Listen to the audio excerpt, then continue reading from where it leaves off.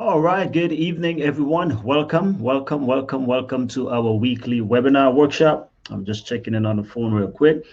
I trust you've had an awesome week thus far. If not, again, we always say, hey, the weekend is right around the corner, and praise God that we are alive. So, the wonderful thing that we can always do is give God thanks and praise and be grateful for what we have, including what we don't have. So, I want to thank you for being here, making the time to be with us. Today, we have a wonderful topic in order to discuss this week and see how much progress we can make going forward. So, I see myself and hear myself well here.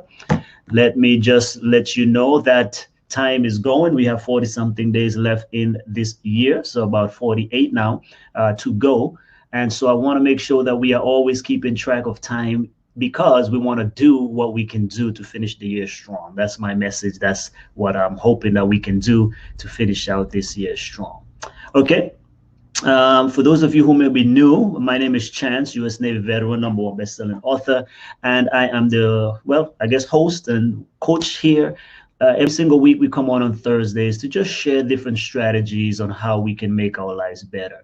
Primarily on Thursdays, we speak to at least 3 different groups of people. We speak to professionals, entrepreneurs, and ministry leaders. So if you're a success-minded individual, this is the place for you to be, where we can exchange ideas, where we can learn together, dialogue together, and again, we just want to make each other's life better. Why do we do that? Well, because one, I want to make sure that you can make a lasting impact. I want to be able to help you as you help me as well, to be able to sustain our God-given missions, message, or causes. We all have something that we are passionate about. And so whether you're a professional, you might have a mission in life, that you're trying to accomplish with your products, program, and services. If you are ministry minded, you have a cause that is, deep within your heart, that you believe God wants you to do something to benefit the world and bless humanity along those lines. And if you're just a professional or a success-minded person, then as you do better, of course, you're able to bless others as well. So that's kind of where we are, and that's kind of who we talk to each single week right here. If by chance you have a question that you'd like to drop in the comments, feel free to do so. If you're on your mobile device, the chat box should be right below this video. If you're on your computer, it should be on the right-hand side, your right-hand side. Okay, so we're going to delve right into it today. Let's see here. Hold on a quick second. Let me check this other thing real quick. If you are not, by the way, if you're new tonight and you are not part of our Strategic Secrets community, you can always do so. Go ahead and sign up at our website, strategicsecrets.com. We have weekly webinars. We have a lot of resources that can help you take your life and career to the next level. And so that's our community that meets here every week. So again, I invite you to go to strategicsecrets.com and be part of that fellowship. We're preparing to launch out into a new software and platform that we want to utilize on Thursdays. Okay, we wanted to launch it tonight, but we didn't get it set up in time. But we're going to be using Ecamm Live. We use right now Webinar Jam, which is perfect. Still going to be using it, but we want to increase our professionalism a little bit, right? We want to make it look more whiz bang, and we think that Ecamm offers the best for that. So we can have our nice green screen background. We can have things run up, like how the news is, like CNN, right? Put up our logo here, or put up a little ad or whatever here and stuff like that. Get my name running across there, the topic there, bring in somebody else and so forth easily, right? So we can do this. I think we can do up to 6 persons with Webinar Jam, but Ecamm is much, much simpler because you can just send a link to absolutely anybody on any browser. On their phone, whatever they have, they can just go in rather than having to patch in just directly to Webinar Jam. So stay tuned for that. We can't wait to really roll that out because I really love it. We've been using it off and on for programs. This past weekend when we did our Destined for Greatness youth program, it was amazing to use it. So, by the way, if you have not joined us for Destined for Greatness, okay, that is a 2-week series, but only on Saturdays. We've done it. We've done the first half last week, and this week we are concluded. So this Saturday at 11 a.m. and at 7 p.m., we are going to be having the continuation of Destined for Greatness Part 2. This is where we are equipping and empowering people to realize their best and so forth according to spiritual principles. So let me give you a quick recap on what we covered. Okay, last week I started off with the topic of destined for greatness, showing from the Bible how God's ideal for each and every one of us is actually greatness, right? It's literally greatness. He gave the instruction through Abraham. That's the Abrahamic covenant, where God himself says to Abraham, every nation, every person on the earth is going to be blessed. But God promised within that context, he says, there are three things that I'm going to do with you, Abraham. He says, one, I'm going to make you a great nation. I'm going to make your name great, and I'm going to make you a great blessing so you can be a blessing to others. And so those are the three things that we inherited, because Paul says in Galatians chapter 3 that if indeed we are Christ's seed, then are we also Abraham's seed, and joint heirs together with Abraham. So, and joint heirs together with Christ. So if that be the case, then you and I, God's purpose for us is actually greatness, not only numerically, but greatness, expansion, mighty, prominent, significant. All of these words that mean greatness when you look at the original meaning of that word. And it goes back to even Eden, when God created Adam and Eve. The first thing he gave them is that authority to become great, to be fruitful, to multiply, not only in their relationship, but to be governing, to produce, right? And so that's what God's ideal is for each and every one of us. Like, that's why I'm hammering on that, because we can do so much more, each and every one of us. There's so much more within us that we can, we're not yet realizing our full potentials. And so that's why that is so crucial. So it was well received. And then the second message we presented in the evening was called Bible Secrets to Success, right? Spiritual principles for success in every area of your life.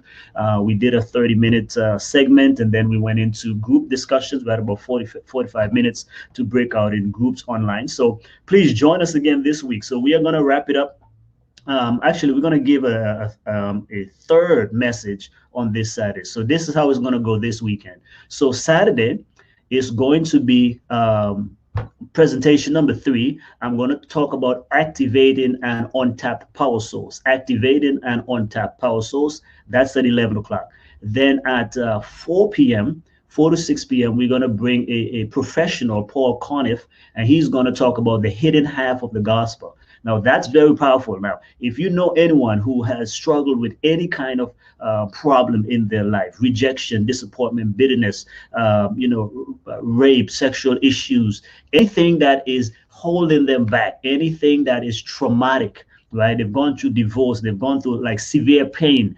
This gentleman is one of the best that I know in the nation who tackles these issues. And actually, he has helped so many people to find liberation, right? Because he shows you how Christ, Christ does, sometimes we think, salvation is all about just being saved and, we marry. But no, every part of your life, Christ died to liberate, right? Salvation means deliverance, deliverance from everything that bind us, everything that was problematic for us. So that's why he said, I came to what? Set the captive free, right? To set those who are imprisoned by anything, addiction, any struggle that you're going through. So if you know someone or you yourself are dealing with something that, you've been finding difficult to break or to get away from or to overcome or to gain victory over, then this presentation, you want to be there at 4 p.m. Then at 7 p.m. will be the final presentation, and yours truly will be on. I'm going to take about 30 minutes again, and then I will present the final message, what makes the greats truly great. Okay, what makes the great truly great? Because the theme is destined for greatness, right? And so we want to make sure that we finish with, I started out with destined for greatness, painting the picture of God's vision and ideal for each and every one of us. So I also want to end now. If you think being great is one thing, then here's what it truly means to be great, looking at different characters and so forth from the Bible, and what are the principles that we can unearth that if we also practice them, then we can become truly great ourselves. So we don't have to look at others only for greatness. God wants each and every one of us to be great because that's his plan and ideal for us. So again, join us. You can go to greaterrandolph.com, sign up right there on the page, or you can go to Facebook. We have an event there called Destined for Greatness. Go to facebook.com and you type in Destined for Greatness. You're going to see an event there. You put in your information and it's going to remind you of when we go live. But again, please check it out or go to greaterrandolph.com. If you sign up, what's going to happen is we are going to be able to give you gifts and prizes. We're going to send you some email reminders. So you can click exactly on the link. So you don't have to go search for it anywhere. And then you can also be part of the discussion. The discussions are awesome. So that's what we do in the evening. When I do my 30 minutes, then we go into 45 minutes where we split up into different groups, categories. So we have some for the kids, we have some for youth, young adults, and for those more senior and older, we have something for the adults as well. So everybody gets to discuss based on where they are. Okay, so join us for that. I really, really, really love it. It's been something awesome. And we hope by God's grace that we can replicate this. Sorry about that. We can replicate this with other churches, other institutions, other ministries that want to do something like this. Really and truly, it's a blessing. It's a blessing.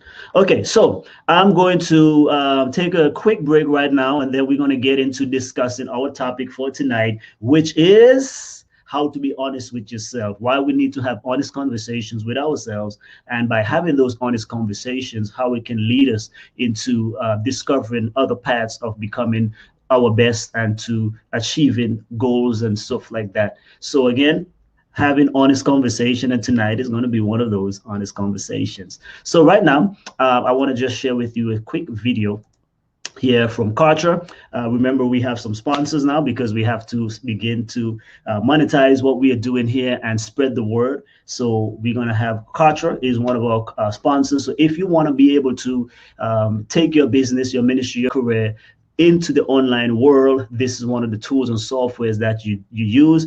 Our full website, strategicsecrets.com, monetize your skills, Advent Hope TV, all of these are all built with Kartra. So enjoy this video, and if Kartra is something that you can use or you know someone who can use it, then please, by all means, check it out. From email marketing to memberships, page building to automated funnels, no matter what you do, you'll have everything you need to bring your product or service to market with Kartra. Meet Kartra Pages, the all-new, all-in-one app that empowers you to create gorgeous-looking web pages. Start from scratch or choose one of our high-converting templates. It's simple to use, and it's going to transform the way you present yourself to the world. And when you're ready to do more,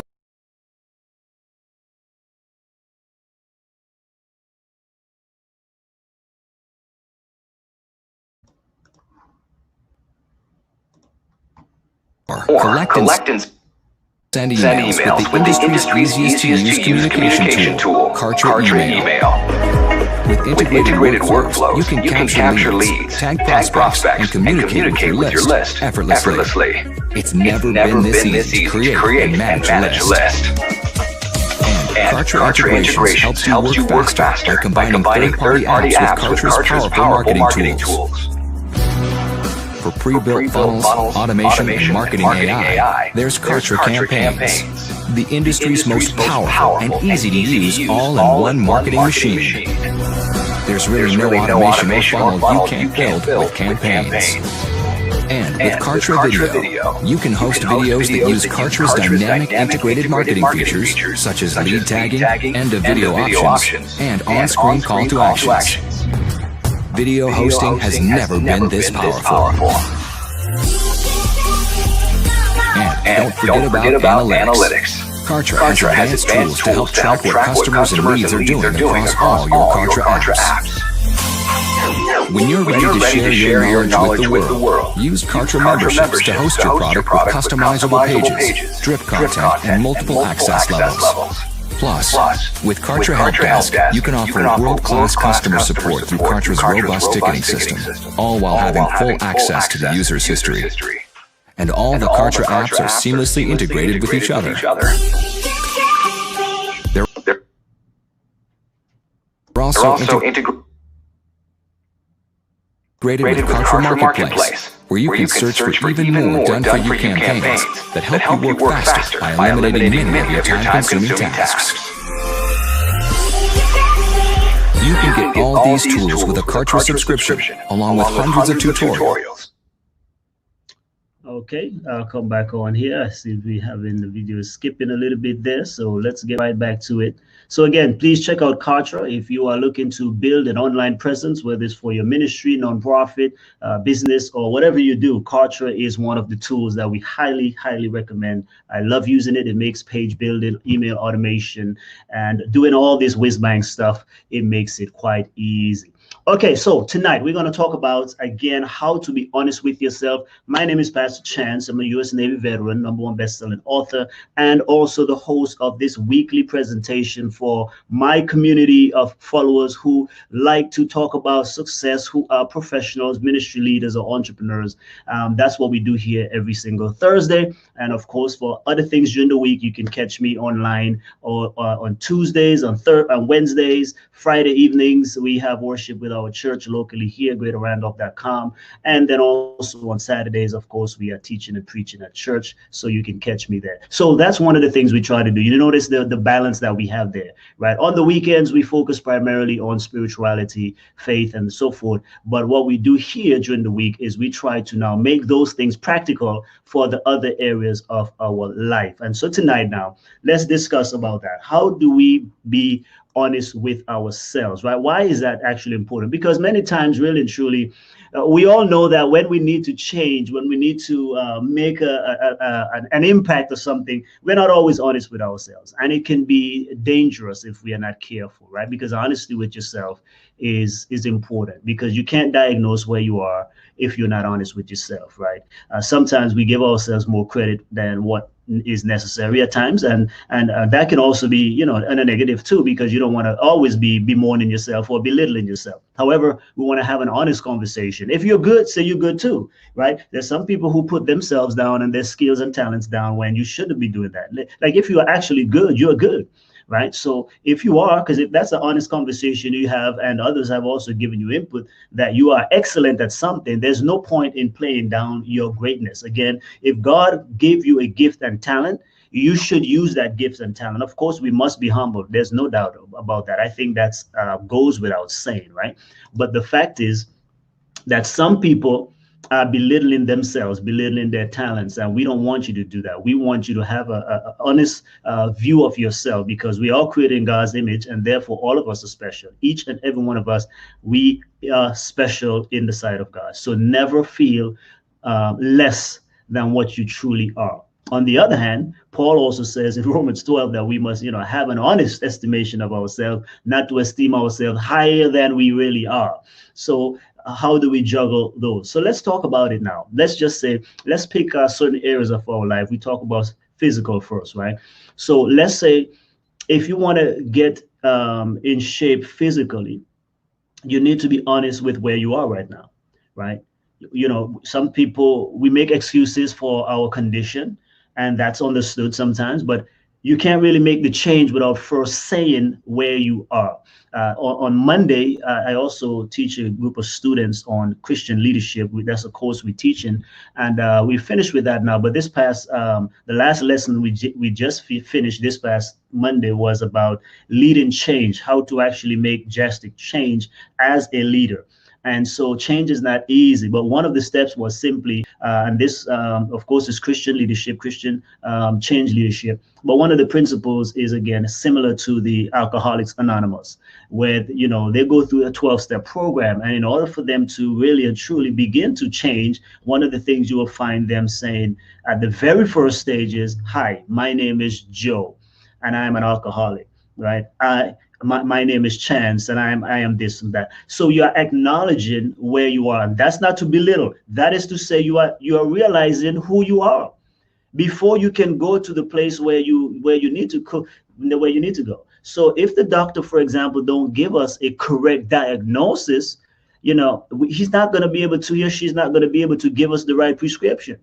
So, of course, we hope the doctor will tell us in a loving, kind way what our condition is. But we would hold the doctor responsible for if he or she misdiagnoses, or if they fail to tell us truthfully what's wrong with us, and they know what's wrong with us, right? So that's what we are talking about. Honesty with yourself can be very liberating, and it can be the genesis of a new beginning. So look at where you are in every area of your life. Again, physically, where are you now honestly?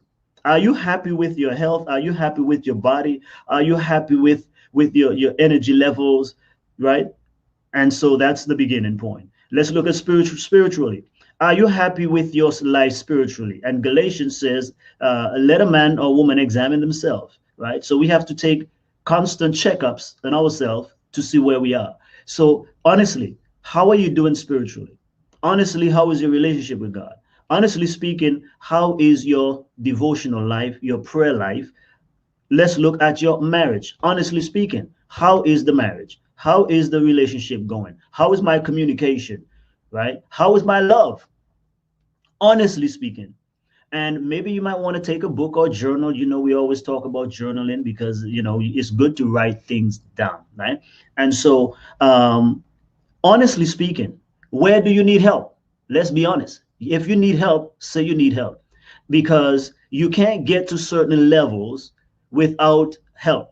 Okay, and that's one of the fastest path to change I shared with my student as well. Of course, the textbook didn't even say that, but I tell them, hey, the textbook will say what it says, but we need to practical real life examples. I told them one of the fastest ways I have found for changing, whether it's individually, myself, or corporately as an organization, as a ministry, or whatever the case is to actually get help. Like even right now, I am preparing for some great moves personally as well, and I have a professional counselor slash coach that I have already met with. I went through my own self analysis, and I did a PowerPoint presentation of my own, and I shared with him, this is what I believe God is calling me to do, and this is where I believe I am in my life right now, and this is where I believe I need to be and what I need to be doing. And so next week, Monday, is a follow-up. So I have a follow-up coming so that's what I'm saying. So even though I help people, I'm coaching as it were, even here, but I also have to have others helping me as well. So who coach the coach, right? Who trains the trainer, and so forth. So that's what we have to look at, is you have to be honest with yourself. So I'm honest where I believe I've achieved a lot of things. I believe that I'm successful by any standard, but I know personally inside of me that there's more that I can do. But in order to, but here's the thing. I believe also that I'm on a path. This is why I'm having this honest conversation. And I think this is honesty, because if you are not honest with yourself, you might even prevent yourself from becoming greater. So one thing is, if you can become great, why settle for good? Some of us, our life is good. And that's part of the problem, because you can't become great if you settle for just being good. So I know that I want to live a great life, not just live a decent life. I want to maximize everything. I want to live full and die empty. And so that's one of the things where I'm like, okay, God, I know that I've accomplished X, Y, and Z. I know that I've done X, Y, and Z, but what else is there?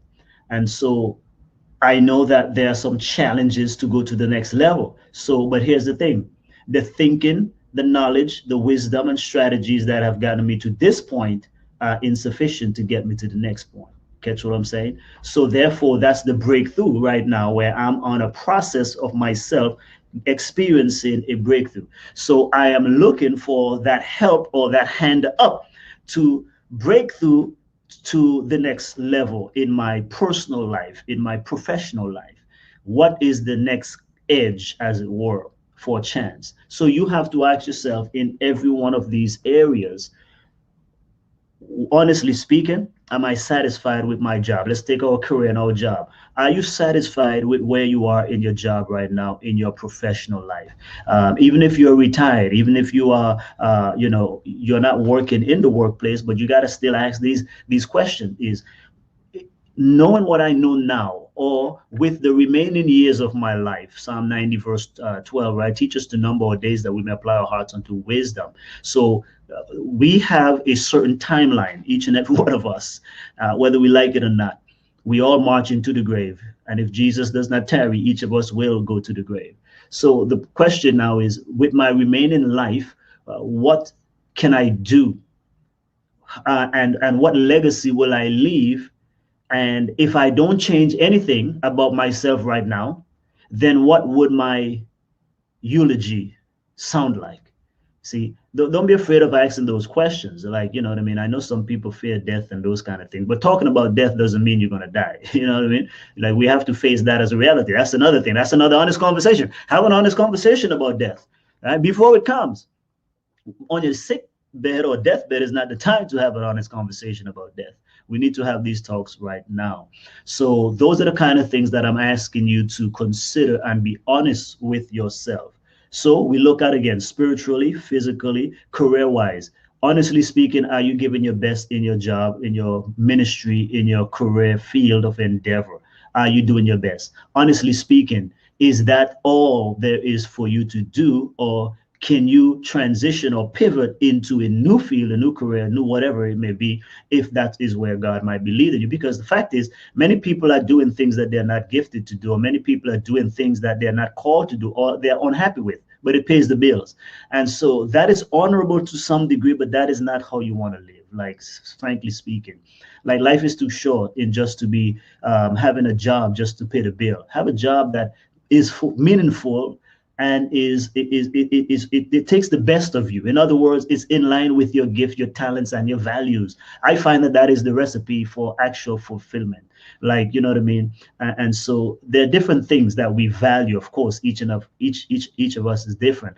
But at the same time, I think that when you look at your values, when you look at your dreams, your goals, and vision for life, if this job is not in line or harmony with that, then it's better to find the thing that is in line with that. Because I tell you, when you are happy and joyfully fulfilled with your calling, work will not feel like work anymore. And that's sadly what's missing in a lot of workplaces today, and why a lot of Westerners, frankly speaking, are dissatisfied, discontented, even depressed and discouraged, because many of them, us, I should say, are doing things that we are not enjoying or we are not gifted for, but we are just doing it because it's something to pay the bills. But you are dying inside, emotionally, psychologically, spiritually. We are dying because we are engaged. We are not engaged in the best of ourselves. We are just doing enough to get by. And I find that really and truly is draining. Actually, is discouraging. So I'm not saying that, just quit right off the bat, but you might probably, again, we talked about that in a previous webinar about, pivoting and making the change, and how you have a contingency plan, right?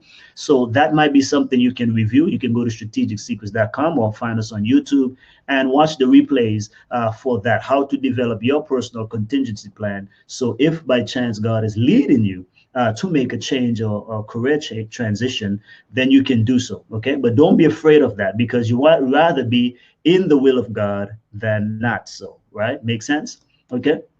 So let's see if there's another area we can tackle. So we look at spirituality, we look at your physical life, we look at your career. Let us talk about relationships. So we did ask 1 or 2 questions on there, but that too is another area. I know that everyone's relationship is what it is, right? But here's the thing, even there too, like, we don't want to just endure a relationship, right? We want to be happy and fulfilled with it as well. I'll give you an example.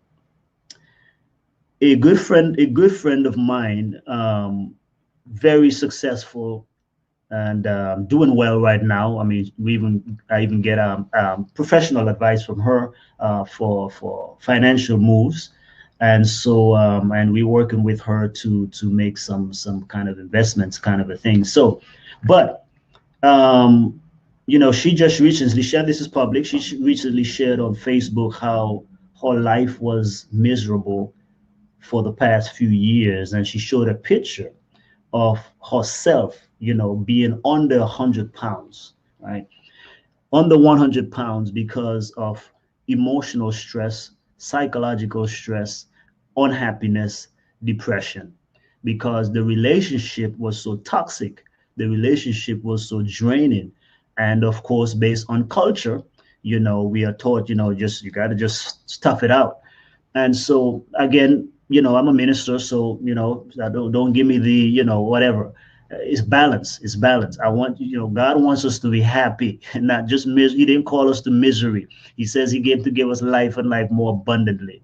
So what ended up happening, this is her story. What ended up happening is that she exited that relationship, and now she has a picture of herself back to her ideal weight, fitting the kind of clothes that she used to fit. And that is part of the reason why she's now successful, because I knew her, of course. We connected, several years ago when we were living, in Alabama before we came here. So we knew them. And so, but now, like I said, she started businesses, she's doing real estate, she's doing investing, she's doing well for herself. But one of the things that she had to face was, honestly speaking, this relationship, if it needs to change or I need to exit, right? The relationship needs to change or I need to exit, because sometimes you cannot control other people's transitions, other people's life, heart, and so forth. So the only person she is responsible for is her side. She cannot change his side. She is accountable for her happiness and not someone else. And that's what I'm saying. It is honesty. You have to take some of these things and make tough decisions, but it takes an honest conversation with yourself. One thing my coach told me when we met a few weeks ago for the first strategy session I had, he said again, ask yourself, Chance, what are the narratives, or what is the narrative that you're telling yourself concerning this new desire for pivoting or changing or for up leveling your life? Because of course he said, I know you, and of course we know him. We've worked with him on many projects, international and in the United States as well. So we've had a good long friendship as well. But now this is what he does as a professional counselor as well. So, and as a coach. And so, and that's something that, I find intriguing, because he's right. I'm like, knowing me, and I used to actually lead him in many different enterprises in the past.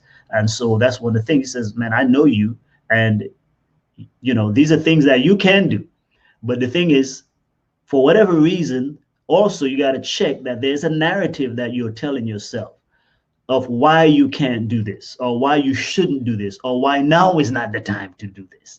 And so, and he's right, 100% right. And that's where even myself, I'm also in the process of answering these honest conversations or dialogues about, if this is the narrative that I'm telling myself, is it true or is it not true? But if it is true, then what needs to change? If it's not true, then I need to reject that narrative.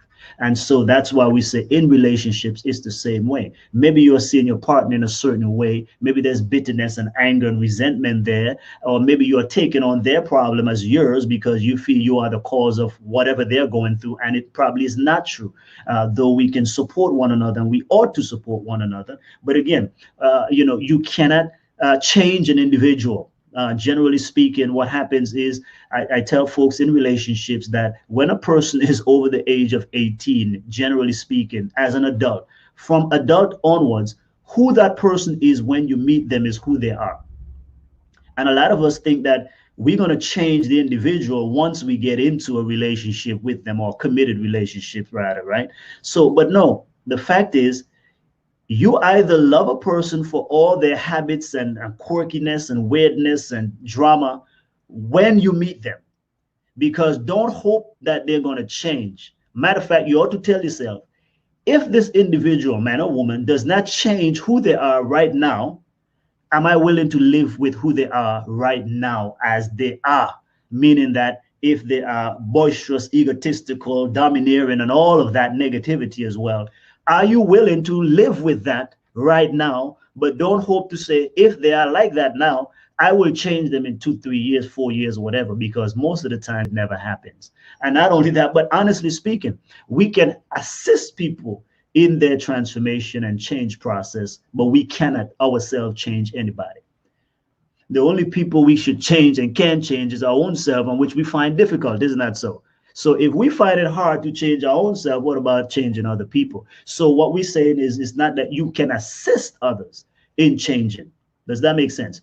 I can assist my friend, my spouse, my members, and I can assist them in the change process, but I cannot change them themselves. They must want to change, and they must make the change themselves, right? We can teach them, show them, guide them, but it's, but they have to actually do it. And so that's why honesty is very important. So I don't subscribe. No one should stay and live in an abusive relationship. That is not God's will. God calls us for abundance. And of course, in those situations, you need counseling, you need prayer, you need all kind of stuff. You need help. So go get help, like do all that you can do. But especially if you're not married, my number one counsel immediately is to exit that relationship. There's no point in even having discussions about it. If the person does not change and can't value you, leave them immediately. Like seriously, leave them immediately. Like, do not allow anyone to belittle you and to make you less than who you are in Christ, because you're teaching them. And if you continue to allow them to do that, then they assume that that is all right with you. And so we have to teach people, again, to respect us. And the only way we can do that is by respecting ourselves. So that's an honest conversation that you may need to have, or you might need to help a friend to have. Okay. So let's talk about money now. Let's talk about money. So we talked about honesty, having an honest conversation with yourself concerning your health and physical well-being, concerning your professional life, career, concerning your spiritual life, and concerning your relational life. Now let's talk about finances. Now that's a difficult one, right? That's a difficult one. So because money is always a tough subject to talk about, no matter what our background is, I never find that money is an easy topic to talk about, especially for people of faith. But let's face it honestly now. Honestly speaking, how are you doing economically? How are you doing financially? Like many of us front, like let's just put it for what it is, right? A lot of people front when they're actually broke, and I mean, number one, I used to live that life. I mean, I wrote that in my first book, actually, right? I told my whole baggage, you know what I mean? Because when I was in the military, I mean, I lived large. I was driving Mercedes-Benz, BMW, all that stuff. Nothing wrong with it in and of itself. But the fact is, my paycheck was not allowing me to really live that kind of life. But I was buying all these trinkets and everything like that to feel something within myself. And what happened is, it took time after I began learning about finances and who the wealthy people truly are. Like I read The Millionaire Next Door, for example. I studied Dave Ramsey material, Susie Orman's book on wealth, Les Brown stuff about living your dreams. So when I began to realize, like, rich people and the truly wealthy people don't act like the middle class and even upper middle class people. Because fact of the matter is, I realized, and after doing the research now, I've done a whole lot of studies on that. Part of my master's degree dealt with stuff like that, and I'm writing a book on biblical economics right now. So the problem is that what I realize is that, frankly speaking, especially in the West, majority of Westerners are broke. All the research shows that, right? Like, most people are living paycheck to paycheck.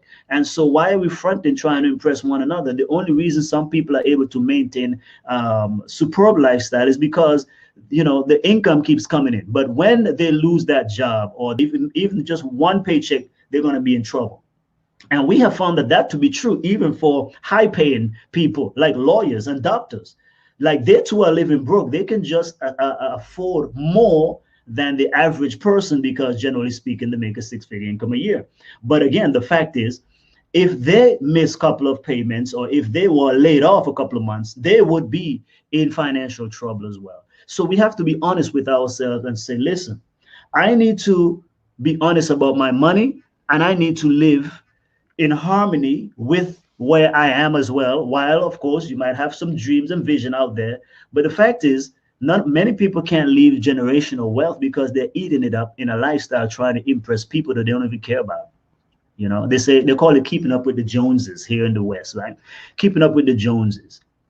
And so it's not easy. It's very tempting. We have a lot of friends who are doctors and high-paying people. I know millionaires. Okay, again, Monetize Your Skills Academy, we interviewed people who are making 6 and 7 figures, and so we've been around all of that. But again, the people who are truly wealthy, that I know personally, that are wealthy and that I've studied about, they don't live to impress people because they already are. Right? There's no need to try to impress people. That doesn't mean that if you have it like that, I'm just saying live it like that. But the problem that we have is if you are trying to live above your means just to impress other people.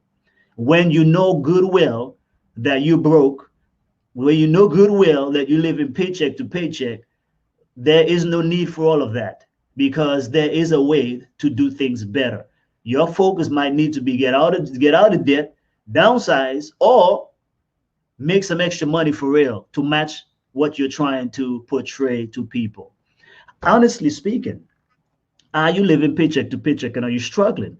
Because if you don't say yes to that, or if that's something you're doing, then you will not seek the answer. Remember, being honest, like the Alcoholics Anonymous, being honest with yourself helps you to find a solution to what you're trying to do and accomplish. So it starts with an honest conversation. So, and again, like I said, I shared that was part of my struggle in my early life. So I wrote that in my first book, From Sailor to Saint. That is in there because I talk about, how everybody around me, man, was, we all said we balling and we, look and fly every single week and stuff like that. But man, we were broke. Some people, man, we couldn't wait for the 1st and the 15th, right? So the more money we had is the more we sank it into these things, and everybody would praise you and stuff like that. And so, that lasts for a while. But, after you get a wake up call, you realize, listen, man, I could have been farther along here, but I'm eating up my wealth. I'm eating up my income and resources. Meanwhile, I'm seeing other folks who are not doing this stuff. Like, there was a gentleman on the ship, my ship in Guam. Man, this gentleman, he always struck me. Very simple. Two of them. Well, one on the ship, and then one I was in recruitment in Puerto Rico. So two wonderful gentlemen. And so the one was Hurd. His last name, I think, was Hurd. And this gentleman lived such a simple life. But when I had a conversation with him, I was shocked of how much money he had in the military. I'm like, wow, you have all of that money? So how do you have that money? Well, for one, he wasn't doing what I'm doing. And I'm the one out there living it up, doing all this stuff, driving all the big fancy stuff. And the guy had more money than I do. I said, wow. So it was all these little signs along the way that helped me out, right? Then, another time was when I was in Italy. When I was in Italy, there was this other gentleman again. His name is Don Uhrig, man. Don Allen Uhrig. I never forget his name. Wonderful, wonderful man. But this man, he was balanced though. So whereas Hurd in Guam, he was more simple guy, laid back, he didn't, but I also feel you can enjoy yourself too, right? But Hurd was one of those, he wasn't partying, wasn't doing all of that, but he had money, praise the Lord. I'd rather have the money. But then Don Uhrig though,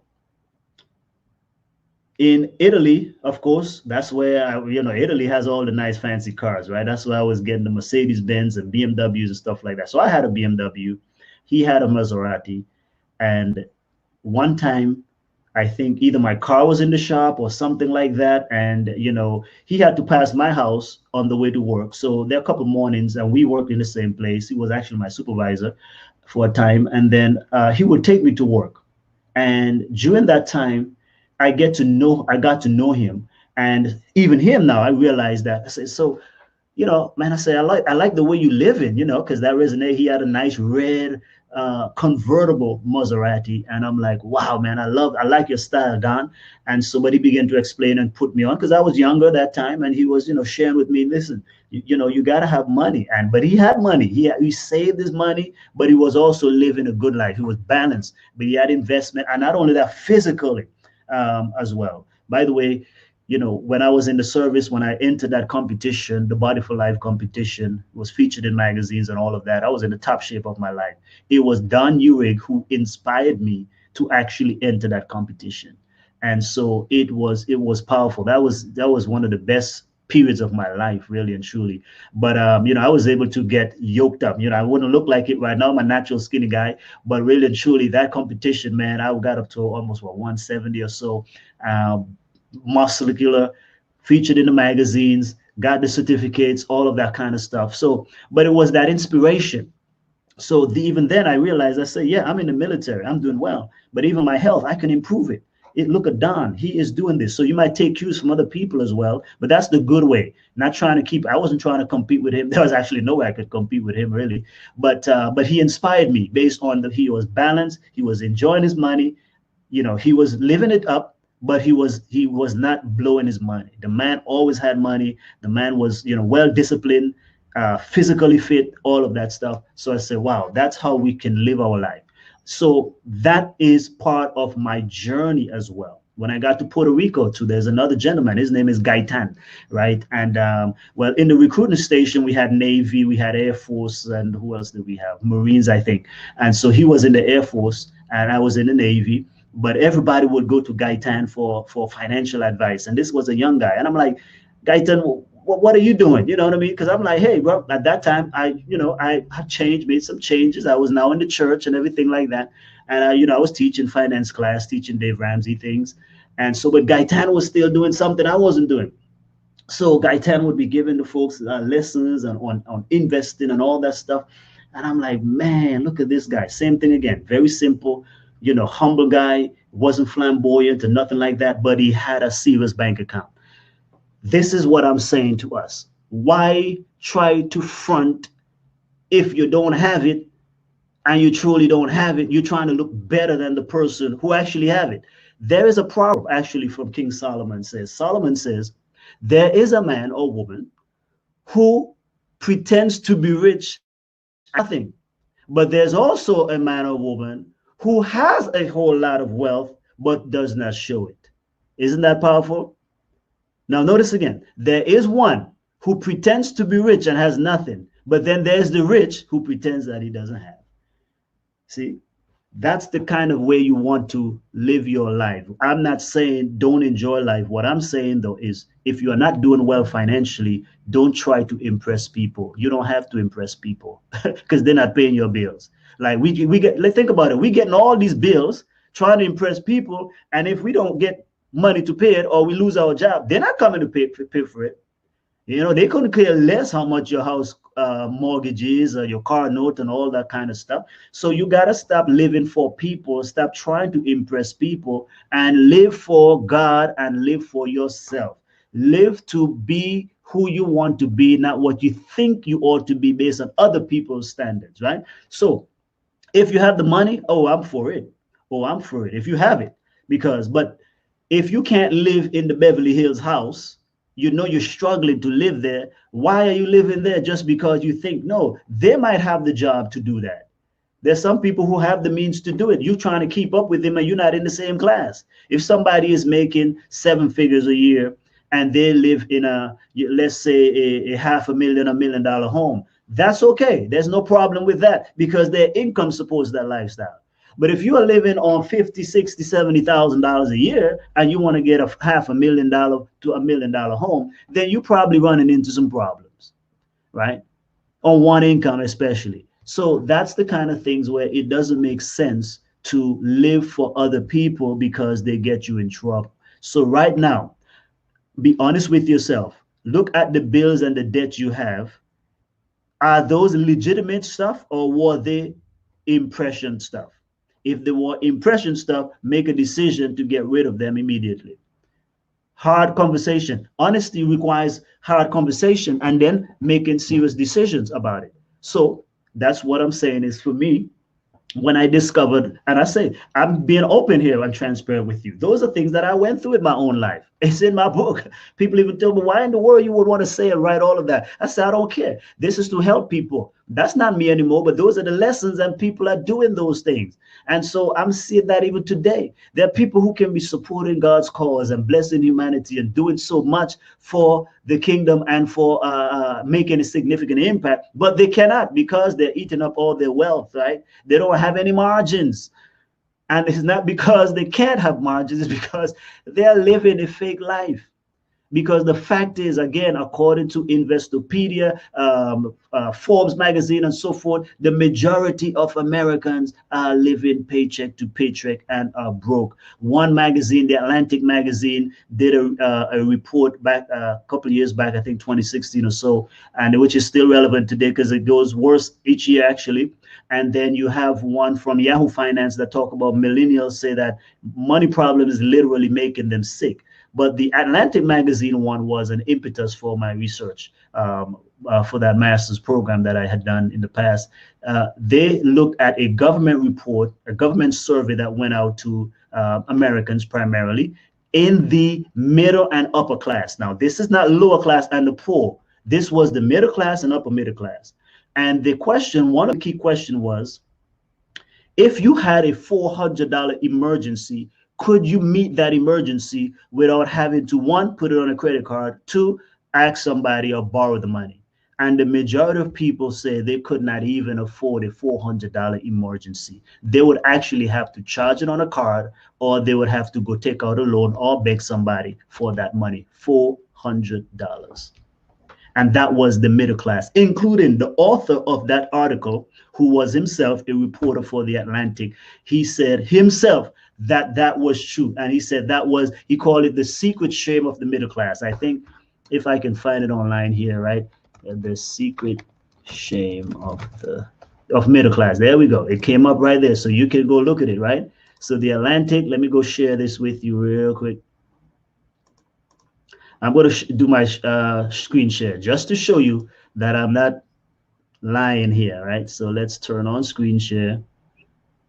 And then I'm going to go Chrome tab. Voila. So let me do this quick screen share just to show you what I'm talking about. So right here, you are seeing right now, it says what? The secret shame of middle-class Americans. Nearly half of Americans would have trouble finding $400 for an emergency. And again, the author, Hugh Kretschmer, says, I am one of them. Or I mean, story by Neil Gabler, sorry. I look at that over here. That's the picture there is by that individual. So Neil Gabler says that he himself is in that situation as well. And so he goes on to explain, it's a very interesting stuff. It says, I know what it's like to have to borrow money from my daughters because my wife and I ran out of heating oil. Wow. That's amazing, folks. That's amazing. So that's the kind of stuff that I'm talking about, where fact of the matter is, there's no need for us to be trying to impress no one. There's no need for us to live above our means. If indeed we can't do it, live within your means. But if you want a better life, indeed, it's simple. You either downsize, you either get out of debt so you can afford more, or go make more. That's really about it. You know, I mean, go make more money if you want to live that. But don't be trying to live a Mercedes-Benz lifestyle on a Toyota Echo income. Right? That's kind of what I'm saying. So don't be the person who is making $50,000 a year or even 60, 70, and you're trying to afford a Maybach, you know what I mean? Or a Maserati, because you think that this doctor is driving a Maserati. Well, the doctor is making, you know, a six-figure income at least a year, and you are not making that. So you cannot compare yourself or try to keep up with the physician or whomever. I'm just saying the high income person, their income probably can afford that, and your income cannot. So do the best with what you got with where you are. And if you do want that lifestyle, then at least go make the income so that you can upgrade your life. But don't upgrade your life to the sacrifice of your family, because here's why this is an important question. I'm spending more time on finances because it has been shown that money problems is one of the leading causes of relationship problems. It says domestic violence increases when a couple or family is going through economic hardships. Also, it is one of the leading causes of divorces in every part of the world. Another reason is because it is also, it creates health problems. A lot of the stress, especially psychosomatic illnesses that people experience, that psychosomatic illnesses are those type of illnesses that people go to the doctor for over and over again, but there's no solution for it. The doctor can't figure out what's wrong with it. A lot of that is induced by stress, by problems, by drama, because here's what a doctor does not do when you go to him or her. They don't ask you, how is your money problem, right? They're asking you for the symptoms, and you telling them, I have back pain, neck pain, chronic pain, this, that, all of this is going on. But they never get to the source of your problem because they don't want to get into how is your relationship. Well, that could be the thing that's creating the problem, the stress and the drama in your life. And so not only that, but money problem also affects you in the workplace, right? Again, many HR firms have done research on that as well that proves that when employees are under financial stress, it inhibits, weakens their performance in the workplace. It also increases absenteeism, problem in the workplace, and so forth. So that's why having a conversation, honest conversation about your money is very, very important. Okay. So I'm going to share with you another video from one of our sponsors, and then we are going to get back and wrap it up. This time, I want you to check out Bluehost. This is for, again, if you're a professional ministry leader, entrepreneur, and you want to get online, even if you want to start a blog to be a blessing to somebody else, internet is always one of the powerful ways to do it. But we have found that Bluehost is always good to host your stuff. You can host as many domains on there.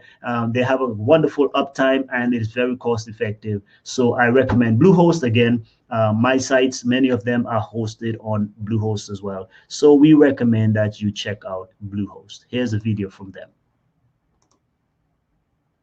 Bluehost technology is the gold standard. It's insanely secure, reliable, and fast. Bluehost.com. Bluehost.com! Did I do it? Congratulations on achieving the shortest ad ever award. Yeah, baby! Thank you. I'd like to thank everybody that made this possible. My mom, my dad, my 8th grade drama teacher, Miss Andron. I love you. Thank you so much. I've worked so hard for this. It's incredible. What are you doing? Sorry, some dude in China just beat your record. Are you kidding me? Get out of here! That wasn't what we do! No! I refuse! Are you serious right now? It is mine! I won! No! Huh? Somebody take it away from me! Huh? Take...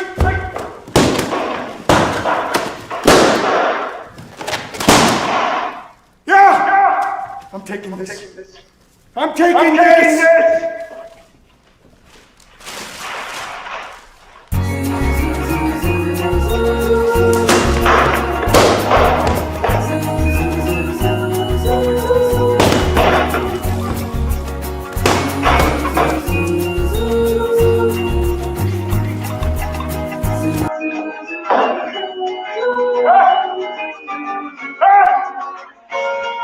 You should be ashamed of yourself!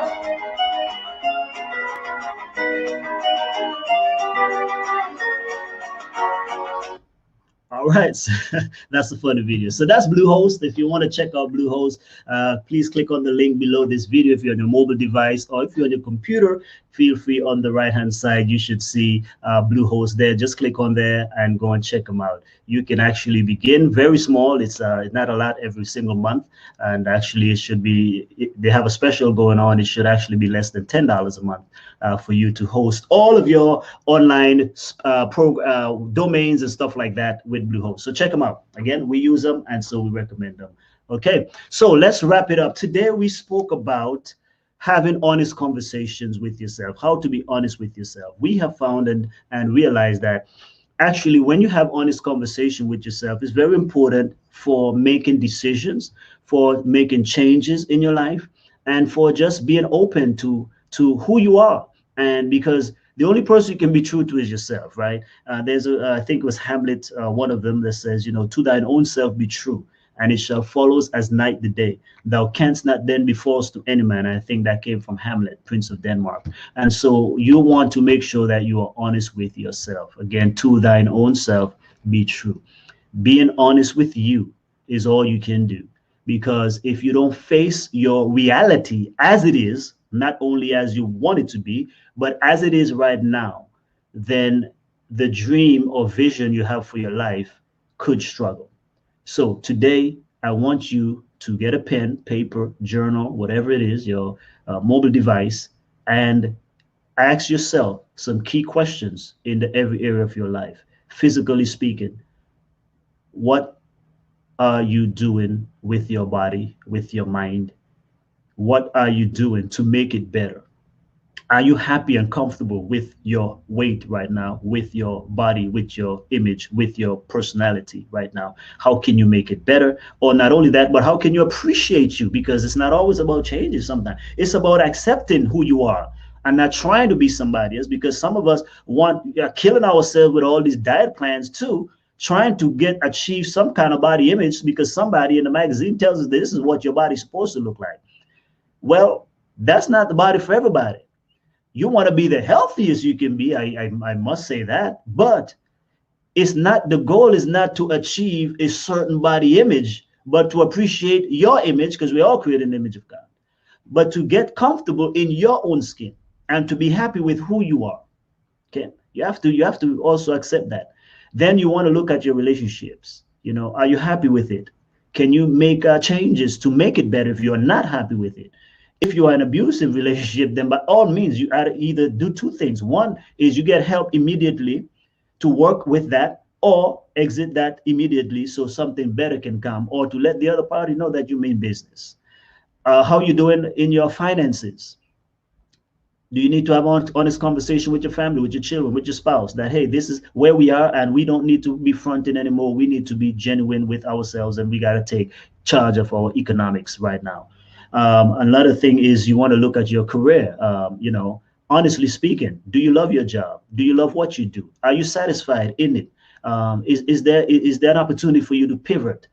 Or can you, how can you improve where you are? So it's not always about changing in the sense of moving, transitioning or something. It could be, how can I make better what I have? And sometimes it's just expressing gratitude, right? Thanksgiving is coming up. And so that's what it is. Sometimes we're just ungrateful. And so maybe you can start showing more appreciation for your job, for what you have, for your business, for your employees, if you're a business owner, you know, and for the ministry that God has given you. When you begin to do that, then you begin to see the thing in a different light. And now you can be joyful and appreciative about it. So sometimes that's really the mindset or the pivot. But again, if something is not making you happy and is giving you grief, heartaches, pain, that's a sign, that's a symptom of something deeper. And having an honest sit down with you and you alone that can begin to help you to resolve those predicaments. Okay, so those are what I will leave you with today. I hope that helped you. Again, we are open, we're always learning, and yours truly is always learning, because I want to be able to impart to you, and I have to be able to be honest with me as well. So one of the things I am honest about, I love what I do here. This is something I appreciate, right? No one pays me, no one inspires me to do this, no one motivates me to do this. I do it because it's inside of me. I love sharing with you. And so that's one of the things I appreciate you also for taking time out every single Thursday to be with us here, right? Now, if you resonate with some of what we're doing here and you'd like us to be able to get and reach more people, create more resources, again, consider joining the Ambassadors program. That's a monthly subscription program called Strategic Secrets Ambassadors. Click right below the video and you'll be able to go there, or go to strategicsecrets.com Ambassadors. This is where we have a trifecta blessing approach, where, you know, as you help us, if you want to give monthly, and we're not doing it like a charity, right? We are doing it, you know, like how there's a lot of influencers and experts online on YouTube and different things, and you can go to Patreon rather to support them in what they're doing. Well, we create this for that reason, but we don't want you just giving to us and you don't get anything in return. We want to be able to gift you with, when we create books and courses and different media, that you can get a part of that. Again, one of the things we're looking at, we want to upgrade what we're doing. We want to make it more professional looking, and primarily we want to reach more people. We found that when we market, when we promote these things, especially through Facebook advertising, not just, you know, posting it, we're talking about actually paid advertising, we can reach hundreds of thousands and millions of people. And so if that's something that you would like to do, consider, again, right below this video, if you're on your mobile device or on your computer on the right of the screen, you can click on the link there, go to strategicsecrets.com/ambassadors.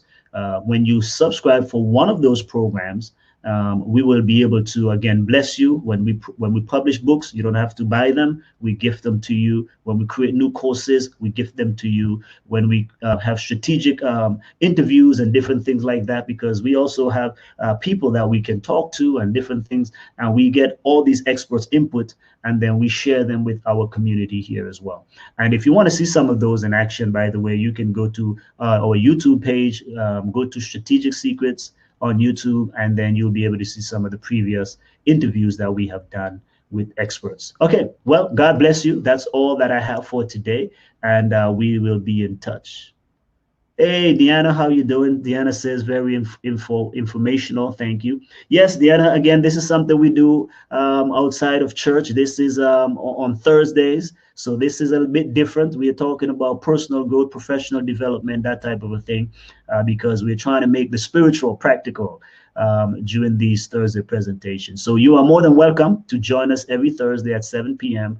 We talk about success, we talk about motivation, we talk about health, we talk about faith, yes, but we leave faith primarily for the weekend. What we're trying to do is take biblical principles and apply them to other areas of our life, because some people just kind of leave the messages at church and that's all that God wants for us. No, we believe that God wants so much more. He wants to impact every area of our life, but we have to translate the scriptures and the spiritual principles into usable strategies and skills and protocols for people to use in their careers, in their business, in their ministry. And that's what this is all about. Okay, so God bless you, folks. Enjoy your weekend. I will see you again on next week. And for those of you who would like to join us this weekend, we have a Power Pack weekend. Go to greaterrandolph.com, and we're going to be continuing with part 2. We're going to finish out our Destined for Greatness mini-series. Okay, this Saturday at 11 a.m. Central, I'm going to be talking about how to activate and untap the power source. At 4 p.m. on Saturday,